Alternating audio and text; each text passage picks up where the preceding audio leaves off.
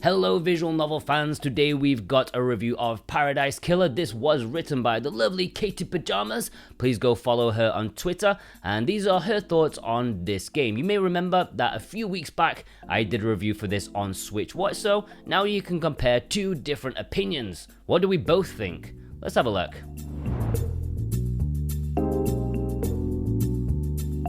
What happens when you combine a visual novel, vaporware music, and a murder investigation spanning across an entire island? You get the amazing experience that is Paradise Killer. Coming from the developer Kaizen Gameworks, it was released in 2020 for PC and Switch with a physical version from One Print Games, and more recently this year on PlayStation 4, 5, and the Xbox Series stuff. The game itself is treated as a giant detective story where you get to explore the open world of Paradise Island and interrogate a group of suspects, as well as uncover clues about who could have committed the murder of the Syndicate Council, the group of individuals that run and maintain the island. You are the island's investigator, Lady Love Dies, and are pulled out of exile per the Syndicate judge's request to investigate the murder, since the initial suspect that many believe is guilty doesn't really seem to add up all that much at the end of the day. The undertones of the game are darkened even further beyond just murder as the player learns about the ritual sacrifice of the different iterations of the Paradise Island, and how the goal of the island is for the Syndicate Council to create and maintain what is perceived to be a perfect society. Up until the murder of the council, there have been 24 attempts, and there was about to be a 25th until their demise. Now it's all up to you as Lady Love Dies and her trusty laptop Starlight to figure out who was behind the heinous plot to kill off the council. So the plot begins as you're dropped into the mysterious Paradise Island after being in exile away from everyone else for 3 million days, an insane amount of time, and you're given one simple task: figure out who murdered the Syndicate Council. You aren't given much to go on other than there's already a suspect in custody, and that the Syndicate's judge feels that there's something suspicious going on and wants to use your investigation freak skills to delve a bit further. What follows is an in-depth crime hunting investigation where you interview all the suspects, search and discover clues, solve the occasional puzzle with Starlight, and try to uncover the doer behind this monstrous crime. Speaking to some individuals, you can uncover more about them, as well as the other suspects on the island, and sometimes, in the case of one character, pay for additional secrets and information to help you solve the case. You'll meet a lot of different characters throughout the game and hear quite a bit of lore and background for Paradise Island and the gods, demons, aliens, and citizens that make up its history.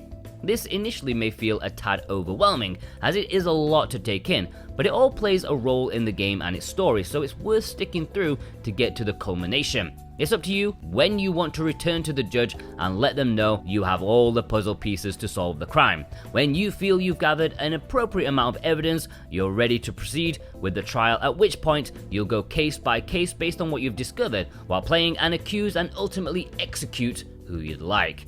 Now you're given the option to accuse those that may not necessarily have completed the crime, at least from what you've found out, but it's all left up to your own personal interpretation. With great power comes great responsibility, as they say. The game works in both the realm of a 3D open world exploration and a visual novel. You use both methods to investigate and sometimes find clues in the world, and others by having conversations with the characters and calling them out in their lies. Looking at the open world adventure exploration side of the game, there's quite a bit to see. It feels like a lot when you're first starting out, and you may, as it felt to me, feel a little bit like a chicken running with its head cut off trying to figure out where to start and where to go. Good old exploration is your best friend, as walking around and looking at all you can is the easiest way to understand and get your bearings. Your Starlight computer menu interface thingy that you're given does come equipped with a map that you can utilize to navigate your way around, and as you explore more, you will also unlock and discover new fast travel locations that will help you get around quicker.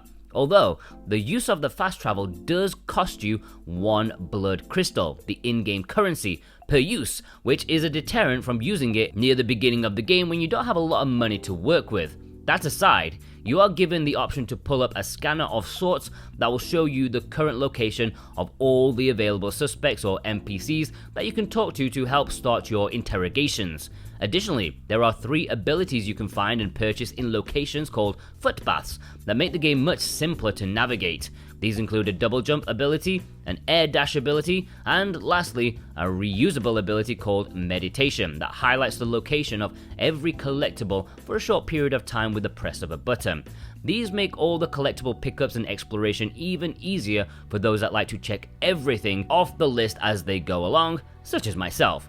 And there's a lot to check off in this game, from the blood crystals previously mentioned to different relics, songs, and in-game menu skins that you can find scattered in every section. There really is not a lack of things to find and see. So while initially the size of the world does feel a bit intimidating, luckily the jumping, meditation upgrades you can pick up all make that moving around a lot faster and a lot more manageable. There is such a colourful cast of characters to interact with, and it's hard not to talk about them all individually in depth. Let it be said, this is one of the parts that really makes this game shine. I absolutely love the way they are all designed, and it's obvious each were written to be as individualistic as possible. It really goes to show how inspired the game was by similar murder investigation type games and expanding on it so wholly. You can meet almost all of them in any order while making your way around the island and return to speak with them as many times as you like. When speaking to the characters, once within a small period of time, you can also hang out with them and spend some extra time getting to know them and their backgrounds. This leads to being able to spend even more extra time with them, with a couple of them if you play your cards right and your choices right. All the characters also have special relics, like collectible items that you can possibly receive from them based on your choices during their last hangout session, which can add to your collection as a sign of completion for finishing out their session successfully. Out of all the characters, I do have to pick my favorites, which were the sexy physician, Dr. Doom Jazz, the lovely half-goat lady, Crimson Acid, Jordan here, totally agree with that, and your ever-faithful fast travel companion, Lydia Daybreak. Speaking of things that shine, it would be a disservice to discuss this game and not mention how amazingly well done the music is. One of the many collectibles you can pick up while playing are songs from the game's soundtrack to listen to while exploring. Every one was truly better than the last, and they do such an excellent job of setting the atmosphere. You can then select which tracks you want to listen to through the menu and just walk around and enjoy the experience that it sets. What's not to love about this game? Very little. I had very few things that I ran across that I didn't care for. One thing that initially got to be a little old was the constantly repeating background lines that the characters say whenever they have new pieces of dialogue. But then I discovered there's actually a menu option that allows you to turn this feature down to lessen the frequency of the lines. The game also initially started off in censored mode for me, but there's also a menu option to turn this off as well. I only really mention these things since for some reason, I didn't think to check either one of them in the menus early in my playtime. As I touched on briefly earlier, my only real issue with the game surrounds the fast travel system. The save points that you locate through the world also double as fast travel points, with one downside. Every time you use one, it costs one blood crystal, with the exception of one particular fast location from the beginning of the game. This can hinder the ability to use this system since the blood crystals, while there are a lot in the game after you've explored for a while, they are still limited to the amount that you can actually be able to locate. Once you unlock the meditation ability, however, and can locate blood crystals faster than you can use them, this quickly doesn't become much of a problem anymore either. Outside that one initial issue, I didn't really feel the game did a whole lot wrong. It did so much right for me in the end. Even the fast travel complaint didn't seem like that big of a deal. In conclusion, I absolutely love this game. It combines the best parts of games like Danganronpa's investigation style with an intense and final trial that complete the journey. Not to mention that the open world mechanic and the amount of space that you're given to explore make it an incredibly unique and exciting experience to take in. I found a lot of enjoyment in utilizing the upgrades that you unlock, from the footbaths to collect literally everything in sight, as well as just spending time on the island and listening to the music. The environment was just simply well put together, and while a little empty, which the game explains why that is the case, it still felt very immersive. You're also given the chance to essentially play as long as you want by giving you the option to tap out once you feel you have enough evidence, making it feel less intense and, quite honestly, relaxing. Even though you are occasionally investigating crime scenes and dead bodies, you won't get the best results if you wrap up early, but you have that option regardless. Ultimately, I very much recommend this game. There were very few things that I found to dislike about it, and it's just so darn stylish. It's very hard not to recommend it to someone that enjoys murder mysteries and VNs alike. It's an 8 out of 10. Alright, many thanks to Katie for putting this review together. If you didn't see my review over on Switch Watch, you can go watch that and compare the two. You'll find that actually we do have a lot of similarities in our opinion, but some little differences as well. Go check out some of our other stuff. We've got a lot of stuff going on. We've got reviews, we've got features, we've got a lot of updates and stuff like that. And yeah, we'll see you guys over there. Have a good one.